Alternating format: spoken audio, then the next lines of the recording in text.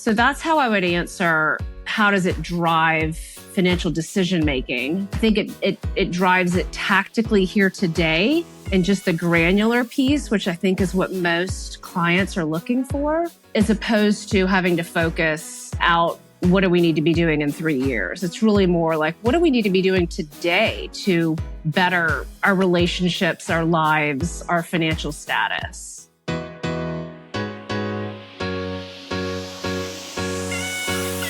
Welcome to Knowing Me, Knowing You, the podcast for the future of wealth management. Thanks for being here. I'm Marla Sofer. Money is a tool. It empowers people. Let's dive into how technology is personalizing advice, strengthening connections, and creating lasting impact. If you're an advisor looking to differentiate, a fintech leader shaping the next wave, or a client ready to take control of your financial future, you're in the right place. Let's get started.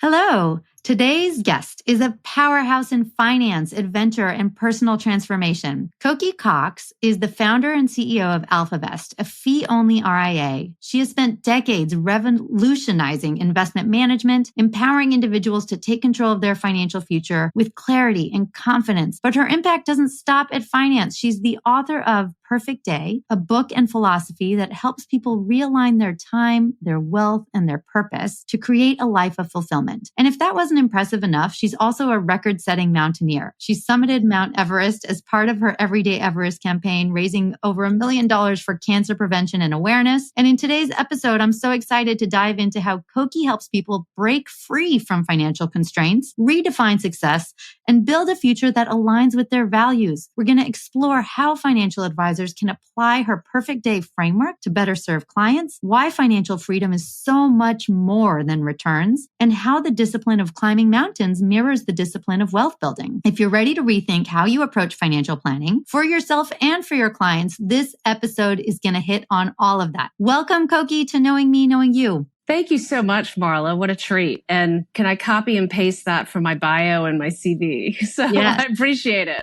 Well done. Of course. You've had an incredible career so far. And we always start this podcast with the same question. What excites you about the moment that we're in right now, about the evolution of personalized client experiences? I'm super charged. Our team is super charged at this moment with the opportunity we have in front of us with this great wealth transfer and just the proliferation of more decision making and more assets and more wealth falling into the hands of women. And, having been honestly a woman in a man's world for almost 30 years, it's just super refreshing to me. And we're just absolutely focused on bringing more female advisors to the industry so that those women who are coming into wealth have more women to choose from, because overwhelmingly that's what we hear. We're hearing that these women absolutely want to work with other women. So that's what we're committed to. And I know that Know Me in all its power and prowess is absolutely an opportunity for advisors to increase that connection. And again, with as few of women as there are in the industry currently, and we're out to change that, I think that your tool is going to help us develop those relationships. And I don't know if you approve of this, but the matchmaking sooner. It's just a great way to help alleviate that pressure on the client side of finding the right person. Just because we're women doesn't mean we're the right advisor for you. That's why I'm excited to be here today, because let me tell you something. If you're a woman or a man in finance or in the asset management industry and you're not applying tech to your practice and not innovating, you're probably not going to be around. And so it's imperative. I love it. Thank you. So I love that basically what's the most exciting to you sounds like it is this modeling of more diversity in the support that you're offering to clients to help them achieve their goals, and the use of a lot of innovative tech. And thank you for referencing Know Me there in order to better support that. So talk to us a little bit about the perfect day philosophy. It's all about designing that life that aligns with your values. What inspired you to develop the framework? How does it apply to financial decision making at its really core basic level? Wow, I'll have to break that down. So how does it apply to basic financial decision making? There's a few answers for that. I find that at the end of the perfect day process, which is really just a very holistic way to almost upend traditional financial planning, at the end of perfect day process, what we have is a framework, or what I like to call a governor. And that governor helps us make our next financial decision. So when we end with perfect day process, we know where we want to be spending money. We know where we want to be investing. We know where we want to be investing not only our time and our hard-earned dollars and in relationships. So we put a governor on the financial piece so that if a client emerges with, oh, I want to spend more time traveling with my family, we can put a governor on, well, what is that budget annually, for example, that's not going to then endanger your long-term financial security. So that's how I would answer, how does it drive financial decision making? I think it drives it tactically here today, and just the granular piece, which I think is what most clients are looking for, as opposed to having to focus out, what do we need to be doing in 3 years? It's really more like, what do we need to be doing today to better our relationships, our lives, our financial status? And then if you don't mind going back a little bit, so that was a great answer to like, how does it apply to financial decision making? But talk like at a higher level, what is the perfect day? And how did you come about creating the entire concept? Thank you. You can see my grin and just how, happy and warm my heart gets when I think about perfect day. It was a very cold day way back in 2003 where a somewhat new business coach basically harangued me into taking a day out of my, what at the time was all revenue. Where's the revenue coming from today? Where's the revenue coming from today? I was a young, brand new financial advisor. She said, you got to take the whole day. We're going to do perfect day process. You're going to write your perfect day. And I said, okay. And it was a very cold day. And I remember driving there with basically my hair on fire, and I'm late, and I'm regretting that I've committed to this the whole day, the whole drive there. I get there and I remember I'm blasting Enya in the car just to try and get me to like the right spot of frame of mind. And I literally open the door and I got to throw myself out, and I'm seat belted in. And I basically almost broke a collarbone. Because I was trying to. So, that just gives you the frame of mind of where I was with the idea of, I'm going to sit down and write my perfect day and spend a whole day doing it. But ultimately it was my business coach at the time who ushered me through this process, who, by the way, is single-handedly responsible for why I'm climbing the 7 summits of the world and why I have climbed Everest, because it was on that cold day of 2003 that I left that day. And this is published in the book, by the way, actually the picture of my very first written perfect day. I left there having written that I was going to climb the 7 summits of the world. This 20-something-year-old from South Kakalaki, South Carolina, who had never climbed a mountain in my life. How did that happen? And so again, I think it's important to tie that back to Nomi, because Nomi, in my experience and in those who I've asked to go through the process, it helps them explore things they hadn't thought about. So there was a vision board experience that this coach, took us through, and we rarely take the time to really go to that side of our brains to say, what do we really want? And she got me so into a zone with her process that I literally wrote on the page, I was going to climb 7 summits. I was going to start a nonprofit called She Climb. All of these things happened.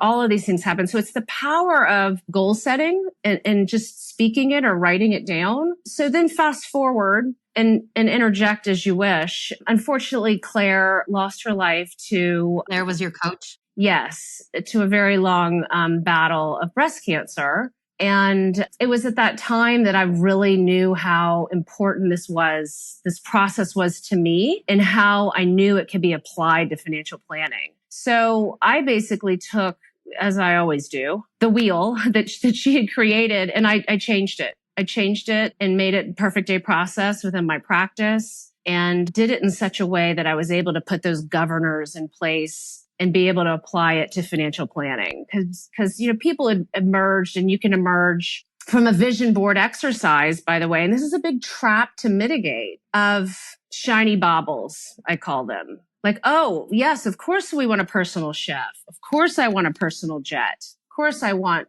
fill in the blank. But do you really? I mean, do you really at the heart of it? And or is that going to endanger your financial security? So we added a different layer that, applies to goal setting from a financial lens. From the lens of, you have the capacity for this particular goal right now in your life, and what would you be sacrificing? But also it sounds like it's so rooted in the why. And so what you did, it sounds so beautifully, is you kind of took that really beautiful story you shared coming from the world of coaching. And you said, look, this is not just about life coaching. It's life coaching combined with the ability to change a behavior or create accountability around a behavior, which it sounds like you do very naturally anyway, that you kind of set your mind to something just by writing it down and clarifying what it is. You then became able to achieve it. So I wonder if we can take this and jump a little bit into what you wrote about, the Everyday Everest mindset and the Everyday Everest campaign that you launched, and how climbing those summits has kind of transitioned into a lesson for advisors and clients, and how they can connect better to achieve those journeys that matter to them. It's all about kind of doing something hard, doing something ambitious, and then working toward it. I would say the Everyday Everest mantra embodies a few things. First thing that comes to mind is that anything is possible. If this girl from South Carolina can climb Mount Everest, you can probably do what you set your mind to. So don't be afraid of a big, fat, hairy goal. It's just a goal. You can always change your mind. That's one thing that resonates with Everyday Everest, and how A, anything is possible, but B, on the other end of that spectrum is the fact that we all have summits and mountains to climb every single day, whether it's, and I'll tie this back to some philanthropy that's near and dear to me, but, whether it's a busy woman executive keeping her mammogram appointment, that's a mountain to climb some days. Like, forget about Everest. Some days it's just hard enough just to keep the mammogram, which I encourage everyone to do. Keep the appointment. Screw everything else. The other thing that I think Everyday Everest brings to the table is our mortality. So, stepping off this earth, and I had what I would consider young children at the time. I mean, my kids were 15 and 16. And when you're faced with voluntarily the idea of your mortality, it really brings what's most important to your life to the forefront. And so it's very perfect day where it just helps you focus on, well, how do I want to be spending my time and resources? If I'm not going to be here in 6 months or a year, what do I want to be true? And so that's very much aligned, I think, to the app and what Nomi is helping me navigate my clients through, in terms of, yes, my estate plan needs to be more buttoned up. And guess what? It is now, thanks to Everest. It also relates to, well, philanthropy. Maybe I don't have enough money to create a wing at the local hospital, but what do I have now and here and today? And is my spending, if you looked at my P&L, is it analogous to who I think I am? Is it aligned? What if financial planning wasn't just about numbers, but about you, your values, your goals, your vision for the future? Nomi is transforming client discovery for wealth managers, going beyond assets and risk scores to uncover what truly matters. With behavioral insights and real-time data, Nomi helps advisors personalize advice, build deeper connections, and grow their businesses. Because the best financial decisions start with knowing you. Discover the future of client engagement at nomi.com.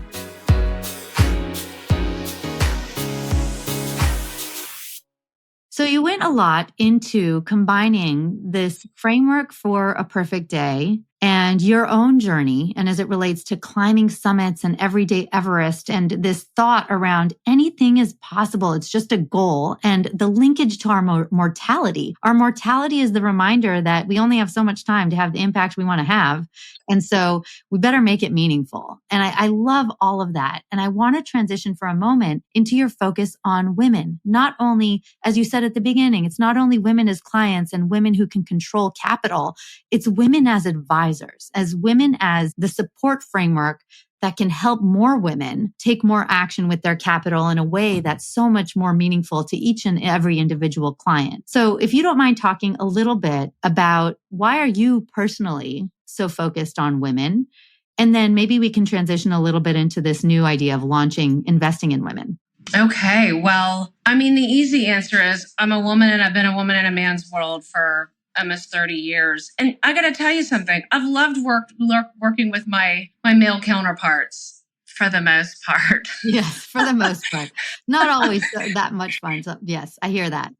However, it's time to evolve. I mean, again, easy button is I'm a woman. And by the way, I have 2 children who are girls in a nonprofit called She Climbs. So it's all pretty women centric in the Cokie world. And it's kind of interesting that it took me, almost 25, 26 years in to go, this is where I'm going to focus my practice going forward. So sort of shame on me. But that said, my framework of, going back to Perfect Day and just who I am is, and really who we all are, I think at our core, is about impact.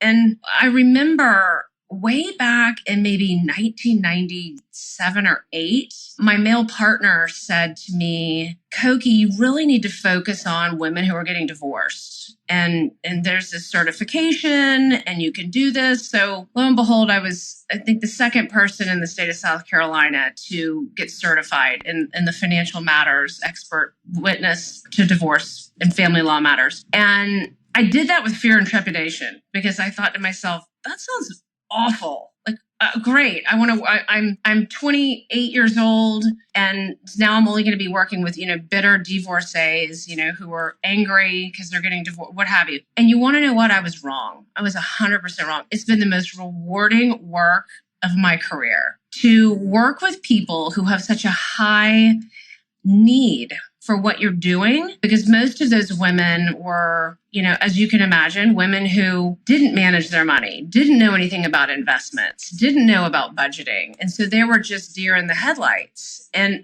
guess what? Who's going to be taken advantage of the most in that process? Those women. So those have been not only have been the divorcing women, but my clients who, which is mandatory at this part in our practice to go through Perfect Day process. I mean, it's that process that really has cemented my greatest client relationships just because of the depth. That was also true with clients that we navigate through the divorce process. And so I just say that because with over $30 trillion transferring in the hands of women right now in this great wealth transfer that everyone is speaking about, I know that a significant amount of wealth is going to be falling in the hands of women. And I fear, just like I feared for those women back in 1997, that money could be falling into the wrong hands. And those women could have a negative experience. I mean, Wall Street is not always a fun place for the unknowing. And so I would love to be a part of training female advisors to meet these women in this great wealth transfer so that they fall in the right hands. And so they have a good experience out the gate. But,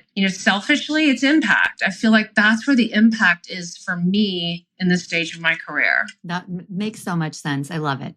You kind of have talked about it in every single answer, how important impact is, how important the why is, and the deliberate and clear focus on making sure that it's not an accident. The impact is done on purpose from the time that you've clarified what that impact is going to be through the execution of it, either alone or with a very trusted partner as you're building in your practice. No question about it. Yeah. Really quickly, because we're running out of time, just want to ask you like a couple of minutes on what is investing in women? Oh, well, thank you for asking. Investing in women is about an ongoing conversation. It's about building community around women and meeting them where they are in their journey of investing in women. And when we say investing in women, it doesn't necessarily mean the stock market or stocks and bonds and ETFs. It's really about, how do you invest in women? How do I invest in women? And what does that look like and why?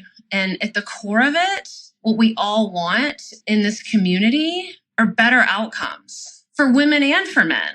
Again, investing in women looks like all different things to all different people, whether it's how you employ people, your decision making with what you buy online, or who you hire for an attorney or an accountant. So investing in women looks very different in all different walks. We have retirees to educators to incredible badass fund managers, in our community. And it's a community where it's rooted in education. So we gather for educational events. And what we really want to do is empower this community to have a voice. We want to elevate these women to feel like they have a voice, to know more about finance, to know more about politics, to know more about their local communities and how they can engage and how they can invest in women, whether it's locally, globally, within their portfolios, you name it. So 2 more questions. And the first one is, you were an early customer and believer in what we're building at Nomi, and your input and thoughts and feedback has been so valuable. When we first met, I kind of shared my vision with you. And I wonder if you don't mind reflecting really quickly on what resonated, what inspired you with what we're building with respect to kind of the future that you see for wealth management.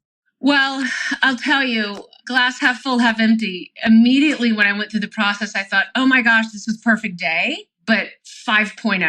Like, she's done it. Like, it's perfect day on a fintech chassis. And it just sort of, illuminated, does anyone even read a full book anymore? And does anyone really sit down and go through modules or webinars? What you've created is, like I said, perfect day 5.0. And so just from a client-centric, goal-centric perspective, I knew you and I were aligned. I knew the app was aligned with what I want to deliver to clients. And it's the same with investing in women. I want to deliver better outcomes. We can deliver performance all day long through AlphaVest in our models. We can do that, but it's not just about the performance. It's about daily successes. It's about that holistic aspect of, why do you want your money to grow at 12% a year? Why not 7%? Like, how are you connected to those returns? And what are you going to do with it? Are you going to better relationships? Are you going to be more philanthropic? Are you, gonna pay for an Everest trip? So being more connected with it, but what your app and what you have transformed from what I see as Perfect Day Process is a tool that really helps those individuals measure a start to finish and measure progress. Because regrettably, when you have conversations about a vision, or you have conversations about joy and happiness and financial security, all of those are cognitive horizons. Every time we get there, we've never gotten there. It moves. And what I think you have achieved, which I've never achieved in Perfect Day Process, is being able to track and show the user how far they've come. So they're not always what Dan Sullivan calls gapping. You're not gapping. You're not looking into the gap. You're looking at, like, wow, no. Yeah, I don't feel like my wellness score, to your point about the recent iteration of the app and the tool, I don't feel like I'm in a great spot right now. But when you really pull back the curtains, it's like, wait a minute, we've achieved a lot here. I feel a whole lot better. So being able to have that at your fingertip, and goodness gracious, for me to be able to put that on top of my perfect day chassis for clients is just such a great way to measure. I mean, performance measured is performance improved, right? And I love that your comment just on, it's focused on the outcomes. Performance is performance to what? To me, as you were speaking, I envisioned you kind of climbing a mountain and planting down, the flag that's going to help you recognize I got to this level. And when you would get there and you achieve it, you can then say, I can look back. Maybe that one stretch was heck of hard and you didn't feel like you were moving very much. And maybe the conditions were really bad, but you look back and you're like, God, I did it. All of those kind of things just kind of added together to the point where I finally got to, and I'm not a mountain climber, although I would love to, but I love that it's so that you entwine it with this shift in a mindset around money toward outcomes. So what is one instance, Cokie, in your life or a conversation that you had that has totally changed your personal relationship with money? Wow. I have to go back to I was 7 and a family situation, empowered my mother to look at me and say, don't ever count on anyone to take care of you. Make sure you do it yourself. And at 52, I know the shortcomings and the benefit of what was said to me at that time. And I love that it empowered me it's basically was the working title of the book Perfect Day was, and I still am going to republish, I swear to you. The publisher wouldn't allow me to publish under, I majored in finance so I wouldn't get screwed. So it was that conversation that my mom had with me is why I majored in finance. Because I said to myself, well, if I've got to do this on my own, how do I not get screwed? And it's like, well, I better know about money. That really ties back to our conversation here today, which is build a community, investing in women, your support network around you, and have the tools and the people, a trusted advisor, and tools that help you stay on track for your goals and your visions and what you're doing. And yet I would also sprinkle in that sort of the negative aspect that would have had to work through therapeutically, financially, all things with don't ever rely on anyone to help you or to take care of you. And it's supporting yourself with a community. But first and foremost, it was about educating myself. And yeah, that's why I majored in finance and accounting.